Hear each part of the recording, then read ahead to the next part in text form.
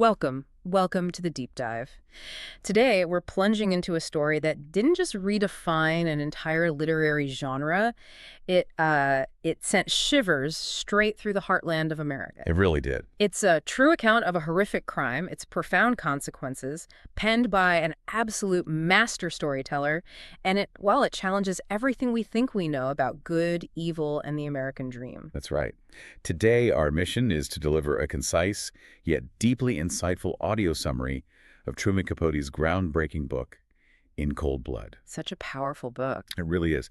Published first as a four-part series in The New Yorker back in the fall of '65, and then as a book early in '66, it just immediately became a national phenomenon. Right. It captivated readers not just with its meticulous detail and, chilling narrative, but with its utterly unique approach to journalism. And that approach is so key, isn't it? Capote himself set out to create something entirely new, something he famously called a nonfiction novel. His aim was incredibly ambitious: to treat a real event with fictional techniques, making it both, quote, immaculately factual and a genuine work of art. Yeah, that blend. This radical approach, elevating journalism to the level of art, it really pointed the way for so much exciting writing that followed, influenced a whole wave of new journalism, literary journalism, and it permanently blurred those lines between straightforward reporting and, compelling storytelling. What's truly fascinating here, I think, is how Capote saw this book as clarifying journalism as his true calling. He felt it was as vital to imagine reality as to report it, shape it, define it. That's a great point. Imagine reality. Yeah. And this commitment gave In Cold Blood this unique blend of discipline and restraint. It's like a tale of fate almost, with the spare elegance of a Greek tragedy. Yet it has the richness and depth you'd expect from classic novels. Right, like those detailed descriptions. Exactly. He aimed to communicate something in between our souls and our facades, that thing that makes us function as people. It's an immersive experience. It doesn't just tell you what happened, but tries to show you why it mattered and how it felt. That's a powerful point about Capote clarifying journalism as his true calling.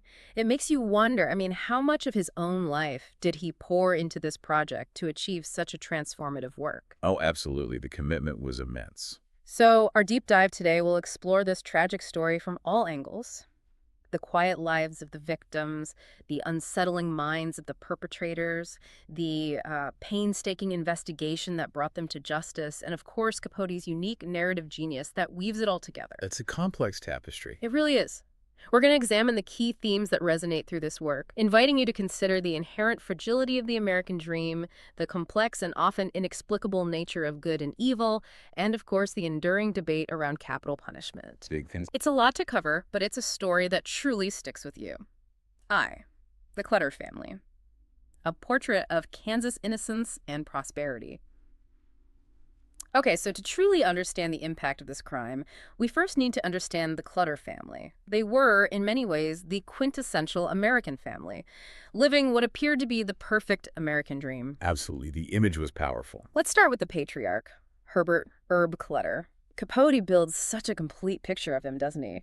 It allows us to see not just who he was, but also the very bedrock of the American dream he represented, which makes the crime even more of a seismic shock. Exactly. And what did Capote highlight about Herb that made him so emblematic? It wasn't just the principles, it was the meticulous routine, his standing within the community. Right. Herb Clutter was 48, described as being in first-rate condition, still maintained his college weight. He wasn't the richest man in Holcomb, no, but he was certainly its most widely known and respected citizen. Very prominent. Very. Prominent in both Holcomb and Garden City, led the building committee for the new First Methodist Church, and he'd even served on the Federal Farm Credit Board during the Eisenhower administration. A real figure of integrity and success. And what strikes you immediately about Herb is his unwavering principles. Yeah. Incredibly disciplined. He abstained from coffee, tea, all stimulants, started his mornings with a Spartan breakfast, just an apple and milk. So disciplined. And his opposition to alcohol was absolute.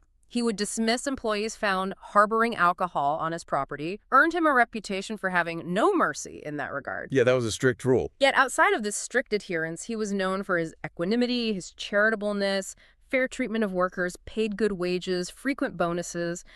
It was rare for anyone to criticize him as an employer. He seemed almost, beyond reproach. Indeed. And his daily ritual really paints a complete picture of his character. Up by 6:30 a.m., that simple breakfast. He enjoyed cooking, too, was an excellent baker, apparently famous for his salt-rising bread and coconut cookies. Huh. I didn't focus on the baking part. Interesting. And he was a devoted family man, intensely proud of his children. He had immense confidence in his sons-in-law, Don Jarko and Vera English, to take responsibility for River Valley Farm, his substantial property, several hundred Hereford cattle if anything happened to him. He planned ahead. He did. He expressed how lucky they had been with the kids. He even envisioned Kenyon, despite his current leaning towards engineering or science, as a born rancher who would someday run the place. But beneath this seemingly idyllic exterior, there was one significant concern for Mr. Clutter. His wife, Bonnie. Capote hints at a profound sadness there, doesn't he? He does, beautifully. Bonnie Clutter, the matriarch. She suffered from what those close to her kind of euphemistically called little spells. Right, nervous. Or being nervous.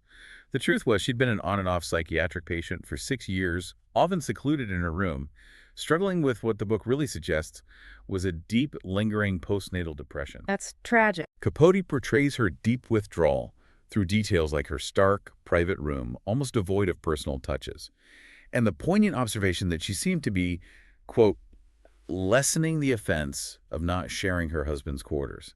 It really underscores her profound isolation. It's heartbreaking to read how she cherished little things like that penny fan from San Francisco Herb had brought her. She spoke of carrying them if one might be gone for a long time. Wow. It subtly hints at her own struggles, a desire for escape, maybe even a permanent one. This profound sense of being missing out on everything, especially her children's best years, it clearly weighed heavily on her.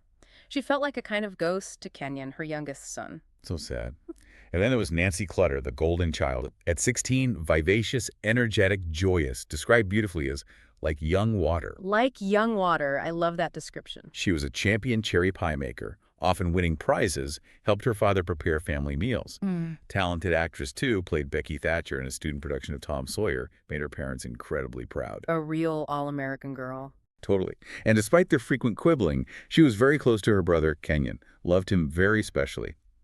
She was also dating Bobby Rupp, a school basketball hero.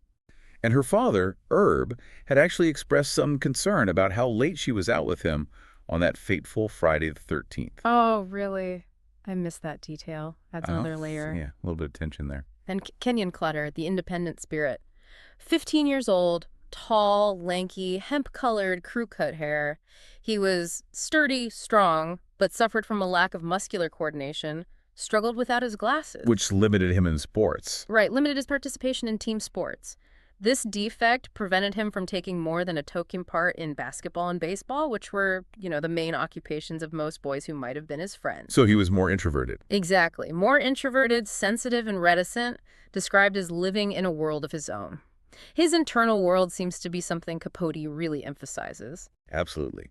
His passions truly highlight his unique character. He loved his old truck, the Coyote wagon, which he bought with money earned from raising sheep. The Coyote wagon. Yeah. He and his only close friend, Bob Jones, used it for chasing coyotes, hunting rabbits.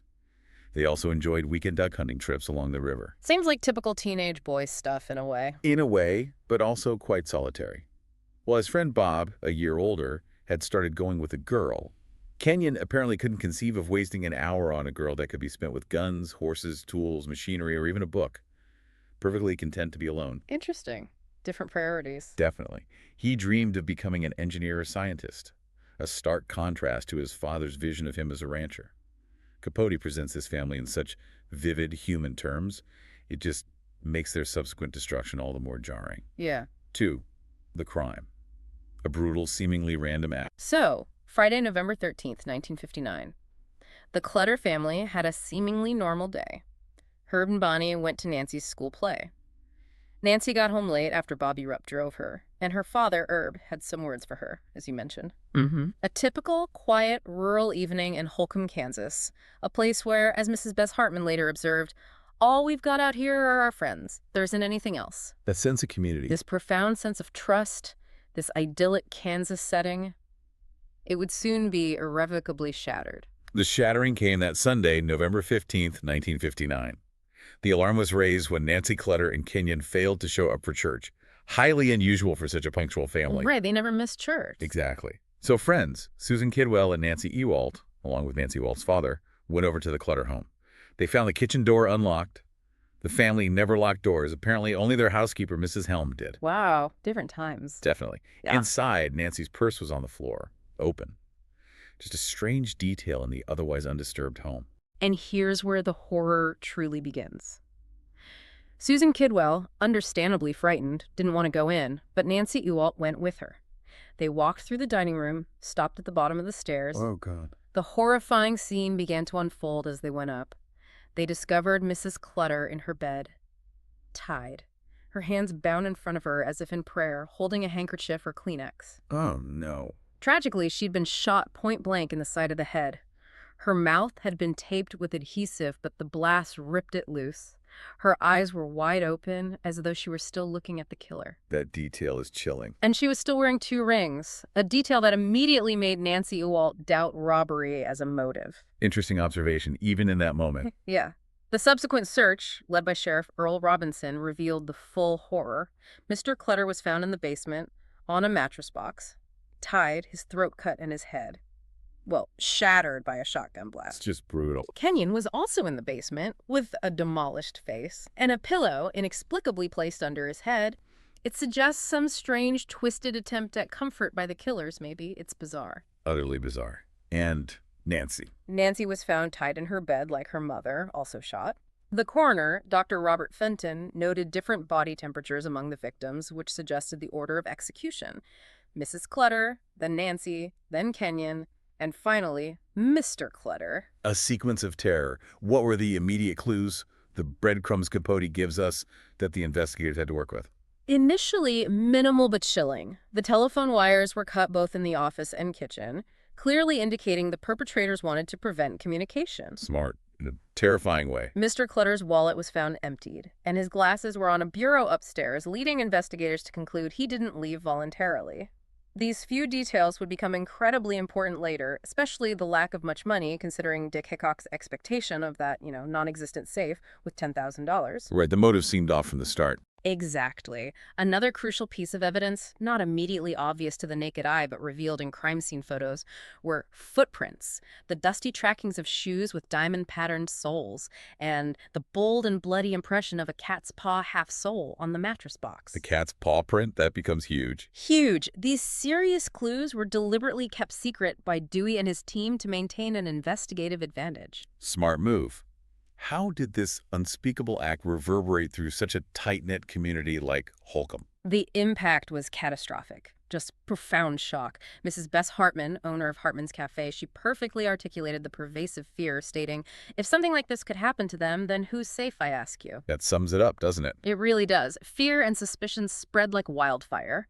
Residents who had never locked their doors now began doing so. Many kept guns ready, a stark contrast to their previous trusting nature. The whole atmosphere must have changed overnight. Completely. An old man in the cafe put his finger right on it, saying, "All we've got out here are our friends. There isn't anything else." He noted the worst part was when neighbors couldn't look at each other without wondering. That's the insidious part of fear in a small town. And it's powerful how Capote shows the tangible effects of this fear. People literally left town. Alfred Stokelyne, the only employee living on the Clutter property, took time off for his sick baby, later moved his family closer to Holcomb. Couldn't stay out there alone. A tenant farmer, working for someone else, decided to move to East Colorado because he and his wife just can't sleep anymore. And the Ishida family, described as likably high-spirited yet hardworking, they moved to Nebraska. Mrs. Ishida felt that something around here had come to an end after what happened to Herb and his family, even though she liked Holcomb. It wasn't just a crime. It was like an earthquake that shifted the social landscape. It absolutely was. The Clutter farm itself, once this vibrant symbol of prosperity, the American dream, it became shadowed and hushed. A haunted place. Capote describes the cider-tart odor of spoiling apples from the orchard, how the first threads of decay's cobweb were being spun. A gravel rake lay rusting, the lawn parched and shabby. Ambulance tire tracks were still visible on the lawn like a permanent scar. God, the imagery. And its auction, held later. Over 5,000 people attended from multiple states. It wasn't just a sale, it was a spectacle. Paul Helm, an old employee, he perfectly articulated this sense of finality by describing it as like a second funeral. Wow. It signified not just the dispersal of their possessions, but the symbolic end of a way of life in Holcomb. Third, the perpetrators, Dick Hickock and Perry Smith. A study in contrasts. So as Holcomb grappled with this unimaginable horror, the crucial question became, who? Who committed this heinous act? And leading that relentless pursuit of justice was a man who took the crime incredibly personally, Alvin Dewey. Yes, Dewey. But before we get deep into the investigation, Capote masterfully introduces us to the men who shattered the Clutter family's world. Richard Dick, Hickock, and Perry Smith. And these two, they present such a study in contrast. It's truly fascinating how Capote portrays them. Absolutely. Let's start with Richard Dick Hickock. He was, 28? A parolee, twice married father of 3, living with his parents in Olev. Brian, his physical appearance was quite striking, somewhat disfigured from a 1950 car accident.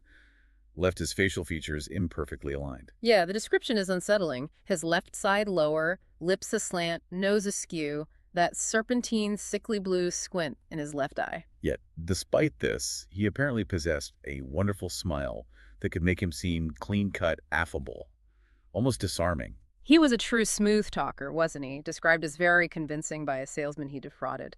Capote characterized him as absolutely sane, but conscienceless. Chilling. Conscienceless. A chilling assessment. Suggests a profound moral void, his motivation for the crime, purely financial. Driven by that tip from his former cellmate, Floyd Wells. The tip about the safe. Exactly. Wells mentioned the Clutter's supposed wealth, a safe with $10,000, which turned out to be completely false. Dick's cold-blooded plan, as he told Wells, was simple. Rob the family and not leave no witnesses. It's an almost shockingly pragmatic approach to murder. And that pragmatism, that coldness carried through the crime itself. Perry described Dick as bossy, playing tough boy. Dick insisted on proceeding with the robbery even when no safe was found. Even when Mr. Clutter offered them a check. Yes, even then. And pleaded with them not to bother his invalid wife. After the murders, Dick's reaction was deeply disturbing. He felt very high, relieved, even laughed about it on the driveway. It just demonstrates his profound lack of remorse. God. His father later described how Dick came home, ate dinner as fast as you can work your elbow, seeming his ordinary self. Unbelievable. In prison, Dick outwardly appeared untroubled, socializing with inmates, known for his lighthearted con man patter and gamey jokes. But beneath that surface, he was secretly plotting an escape, honing a shiv from a toilet brush against the concrete floor. Always scheming. Always. Convinced he would bust jail and raise dust to avoid a ride on the big swing, as he called execution. Then there's Perry Smith, a much more complex, troubled individual.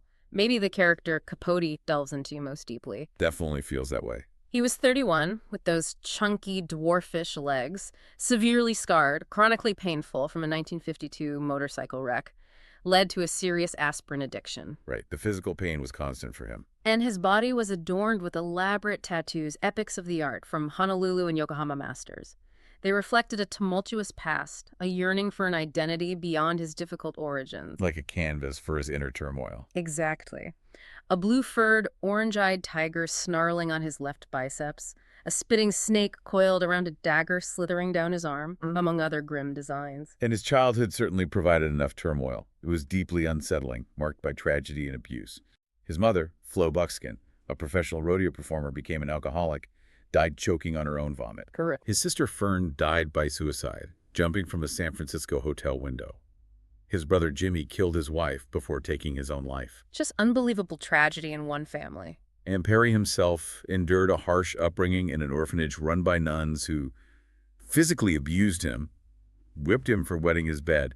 He specifically recalled a nun hitting him with a flashlight until it broke. Chillingly, that was when his yellowbird dream first appeared. That dream, it's such a haunting and fascinating detail. Yeah. Perry harbored this deep-seated belief that there was something wrong with us, a thing you were born with.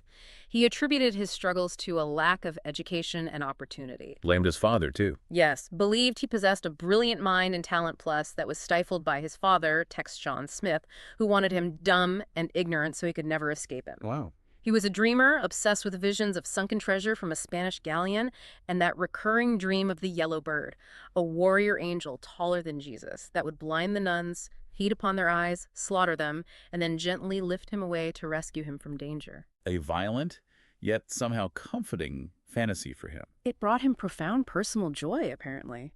A bizarre escape from his grim reality. It's this contrast that Capote explores so powerfully. Despite his internal life of dreams, even moments of tenderness like crying because a sunset was beautiful, Perry confessed to the murders, detailed the crime, including how he slit Mr. Clutter's throat and killed the family. Even though he initially wanted to avoid violence, suggested masks. Exactly. And he described feeling sick and disgusted when they found so little money, a stark contrast to Dick's excitement. And his sister Barbara, she was afraid of him. Terrified. When investigators contacted her, she expressed fear of Perry, asked that his address not be revealed to him. Upon hearing this, Perry apparently smiled slightly and chillingly remarked, "I wish she'd been in that house that night. What a sweet scene." Jesus, that reveals such a deeply disturbed core, despite his outward shyness or gentleness in other contexts. It really does. A psychiatric evaluation later described Perry as having a severe character disorder with erratic control over aggressive impulses, a shallow, cold nature, and a striking absence of guilt, depression, and remorse. Murder-prone. He was deemed murder-prone, with his violent outbursts often triggered by a victim unconsciously resembling a key figure in some past traumatic configuration. It sheds light on the seemingly random nature of the Clutter murders, where violent acts are often detached from strong emotions or rage. Like the victim loses their real meaning for him. Precisely. They assume an identity in his unconscious traumatic configuration, leading to a sudden discharge of violence. It's a chilling psychological profile. 4. The investigation. Piecing together the puzzle. So, with the Clutter family brutally murdered and these two starkly different yet equally dangerous individuals responsible, the spotlight then shifted to the painstaking investigation. Alvin Dewey, chief investigator for the Kansas Bureau of Investigation, KBI, he took this case incredibly personally, didn't he? Not at all. Just another job for him. Dewey was 47, a fourth-generation Kansan. He and his wife were real fond of Urban Bonnie. He saw the crime as a personal proposition, described it as the most vicious he had ever seen. His goal was clear. Absolutely. However long it takes, it may be the rest of my life, I'm going to know what happened in that house. Yeah. The why and the who. He led a dedicated team of 18 men, including KBI Special Agents Harold Nye, Roy Church, Clarence Dunce. His unwavering commitment really became the backbone of the entire pursuit. But the search for clues was initially incredibly frustrating, to say the least. Dewey described the case as apparently motiveless, all but clueless, made him think it was some psychopathic hatred combined with thievery. They had very little to go on. Almost nothing concrete. Yet, crucial evidence did emerge from those crime scene photographs, which Capote highlights. What were those critical details again? The most critical were those footprints, the dusty trackings of shoes with diamond-patterned soles, and of course the bold and bloody impression of a cat's paw half-sole on the mattress box where Mr. Clutter lay. The cat's paw. These serious clues, Dewey compared them to hidden animals in a puzzle, were deliberately kept secret by him and his team. Maintain that investigative advantage, hoping the killers wouldn't know what evidence they actually had. Because without a confession, He feared they'd never get a conviction based on so little physical evidence linking them specifically. and the early leads were frustratingly fruitless, with all these out-of-towners, all this newspaper fuss. They chased suspicions against various people, those two alcoholics, John Sr. and John Jr., with a past grudge against Mr. Clutter. Dead ends. Total dead ends. Numerous unfounded tips from the public, speculative theories about suicide, murder for insurance money, accusations against foreigners like the L's who gave parties and served cocktails. Dewey spent wearying, wasted days trying to trace even phantom leads. Like the two Mexicans Paul Helm claimed had visited Mr. Clutter before the murders went nowhere. Must have been incredibly draining. Even a stolen portable radio seemed ludicrously inconsistent with the sheer brutality of the crime to Dewey. It must have felt like searching for a needle in a haystack the size of Kansas. It did. The case remained stalled for weeks, shrouded in this atmosphere of baffled secrecy there in Garden City. The sheriff's office became a place of quivering stillness. Agents crept about conversing in hushed tones, like huntsmen hiding in a forest. Wow, great description. Then came the breakthrough, the vital piece of the puzzle. Floyd Wells, the mystery man. Hickock's old cellmate. Exactly. Wells was Dick Hickock's former cellmate at Kansas State Penitentiary.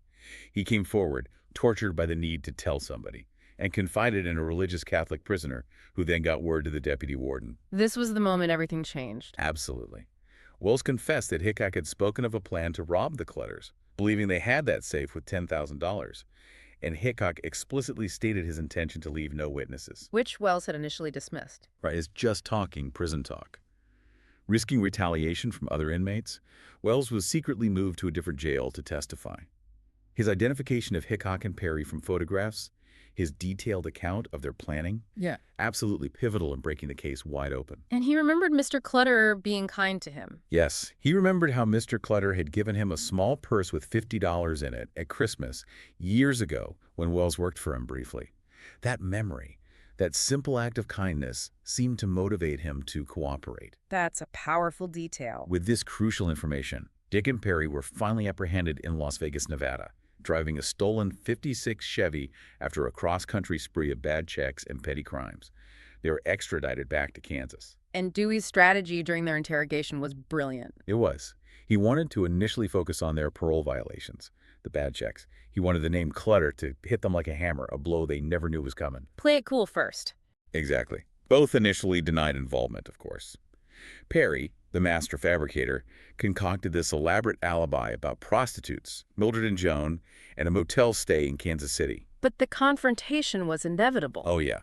Agent Duntz finally laid out the truth, bluntly stating, "You were killing the Clutter family." Perry kept denying it, even asked for aspirin.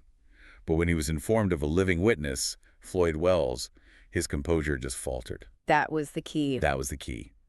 Perry then detailed the entire crime, implicating himself and Hickock. Dick, too, eventually broke, spinning tales of their travels but denying his primary role. Even his father, Walter Hickock, believed Dick's version that Perry was the one who attacked the man, cut his throat, blew his head off with Dick's shotgun. Trying to shift the blame. Constantly. The news of the arrest brought a large crowd to the Garden City courthouse, a mix of curious townspeople, high school students, families, some of Nancy and Kenyon's former classmates. Expecting an angry mob. Many did. Reports even initially claimed fear lynch mob awaiting return of killer suspects. But the crowd just fell silent upon seeing the handcuffed men. They were amazed to find them humanly shaped, white-faced, blinking in the flashbulbs. The banality of evil, perhaps? Perhaps. In Holcomb, relief was mixed with lingering fear. The postmistress, Mrs. Myrtle Clare, observed that residents were still keeping their doors locked, guns ready, wary that if they do arrest somebody, it's bound to be somebody everybody knows. The fear didn't just vanish. No. The first snow of the year fell as the crowds dispersed, mirroring the chilling conclusion of the initial mystery, but also signifying the cold, hard reality that had settled over the community. V. Capote's narrative style, blending fact and literary artistry. Okay, so beyond the grim facts of the crime, the true innovation of In Cold Blood really lies in Capote's revolutionary nonfiction novel approach, doesn't it? This is where the literary genius truly shines. Absolutely. This is what set it apart. He didn't just report facts. He immersed you, the reader, in the subjective experiences of everyone involved. It was a true innovation in storytelling. How did he achieve such a profound level of immersion? Well, he achieved this through an incredible use of extensive detail and sensory imagery. Think of Mr. Clutter's Spartan breakfast, that apple and milk, or Bonnie's pinched nerve that offered hope for her recovery, or Perry's painfully scarred, chunky, dwarfish legs and those intricate tattoos. He makes them so vivid. Exactly. Capote doesn't just list these things. He paints such vivid portraits that these real people feel deeply personal to you. You can almost feel the cider-tart odor of spoiling apples at the Clutter farm after the murders, or picture the bleakly lighted cavern of the warehouse where executions eventually took place. Bringing the facts alive. He wanted to make these facts come alive with the precision of fiction, drawing you into the scene through your senses. And he didn't just stop at the external.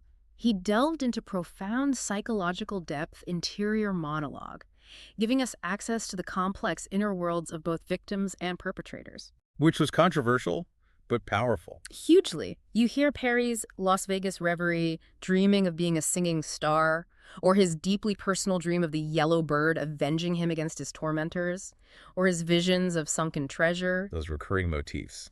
And you also get inside Dick's self-justifications, his cold calculations about the Clutter's supposed wealth, his persistent plotting for escape.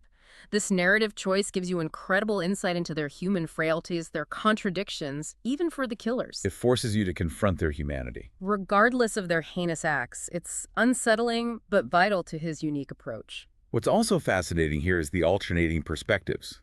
The book frequently shifts viewpoints, moving seamlessly between the Clutter's peaceful final days, the killer's aimless journey and escalating plans, and the investigator's relentless pursuit. You see all sides. It gives you this multifaceted understanding of the events, showing how different lives intersected with catastrophic results. For example, you read about the Clutter's ordinary Friday the 13th, then you shift to Dick and Perry's mundane activities leading up to the crime. It creates this sense of inescapable fate. It's not just one story. No, it's not just the police story or the killer's story.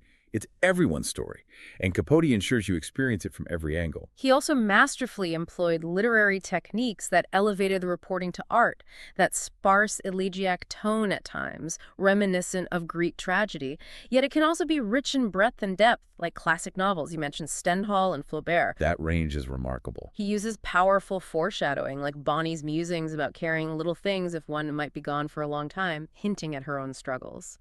Symbolic imagery is everywhere, too. That scarecrow in the Clutter field wearing what looks like one of Bonnie's old dresses, reminding Dewey of her. Oh, yeah, the scarecrow. Or the decaying Clutter farm itself becoming a visual representation of the shattered dream.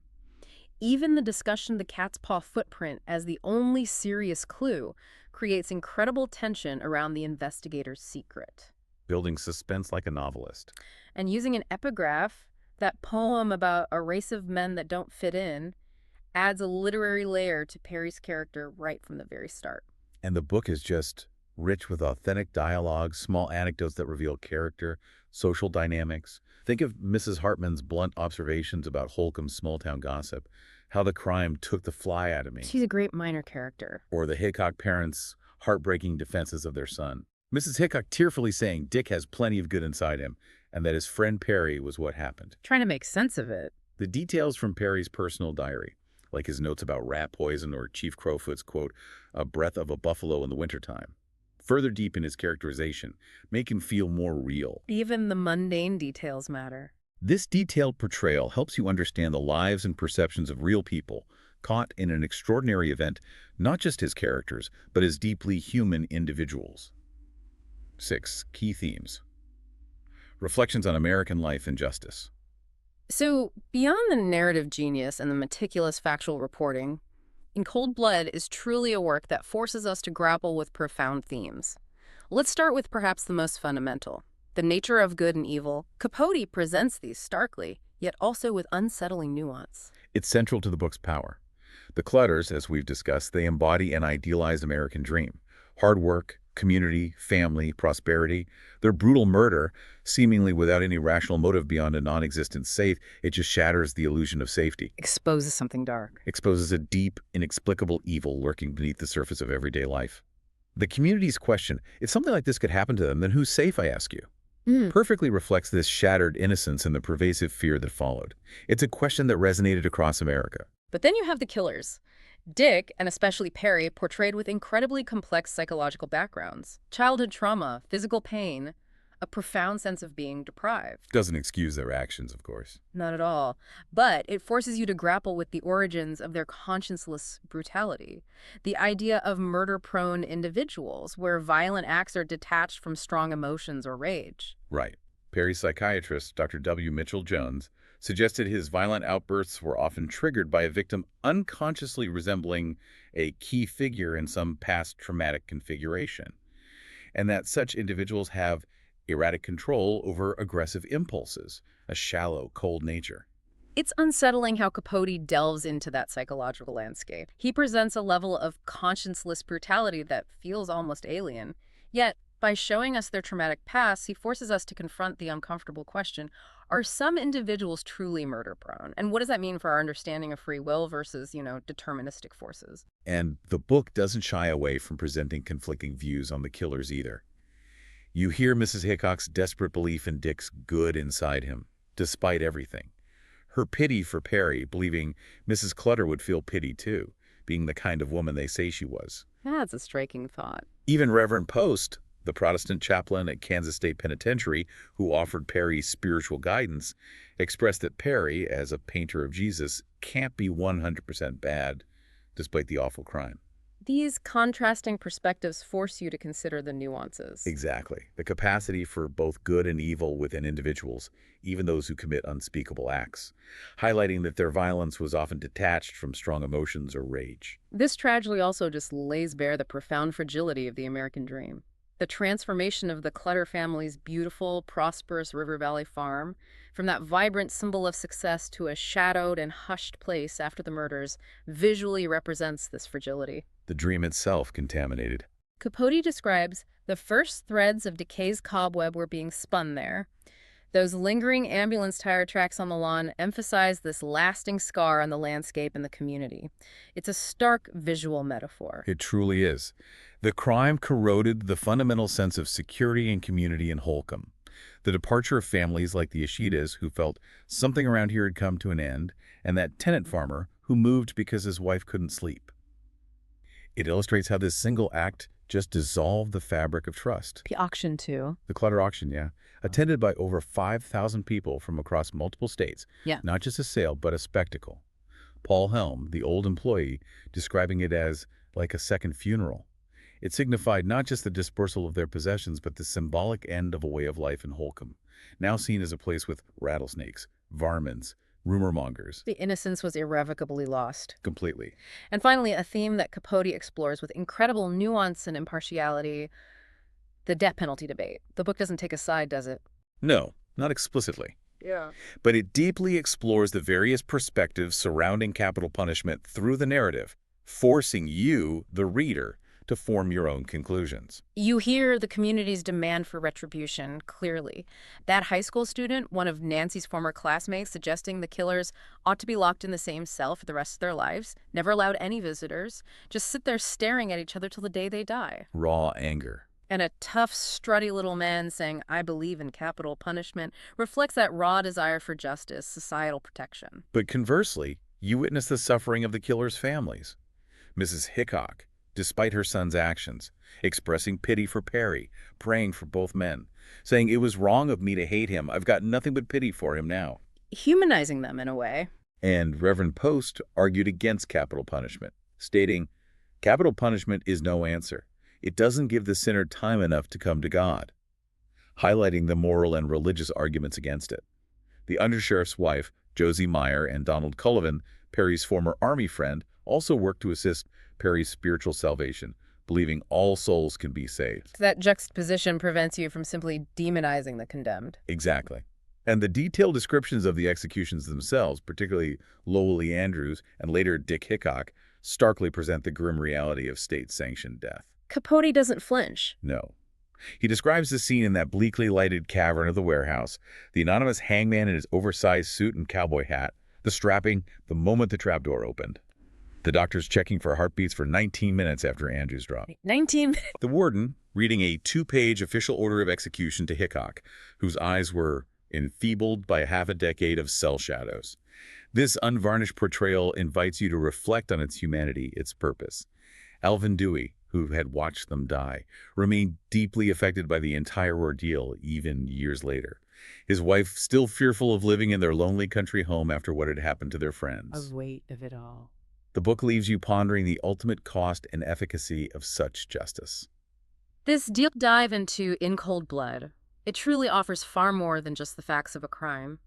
It's an unsettling journey, isn't it? Into the heart of America, the depths of human nature, the complexities of justice. It really stays with you. Capote's extraordinary ability to blend that immaculately factual reporting with a novelist's craft leaves you with a profound sense of what was lost, what was revealed, and, well, what continues to haunt.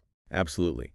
As you consider the meticulous details Capote gathered and the lives he so vividly portrayed, you have to ask yourself, does a deep understanding of the perpetrators' psychological complexities make their acts any less evil? Or does it somehow deepen our understanding of the forces that can shatter the world as we know it? That's the core question, isn't it? And how does such an in-depth, humanized account of crime impact our collective discussions about punishment, about forgiveness? It's something In Cold Blood forces you to confront long after you finish reading.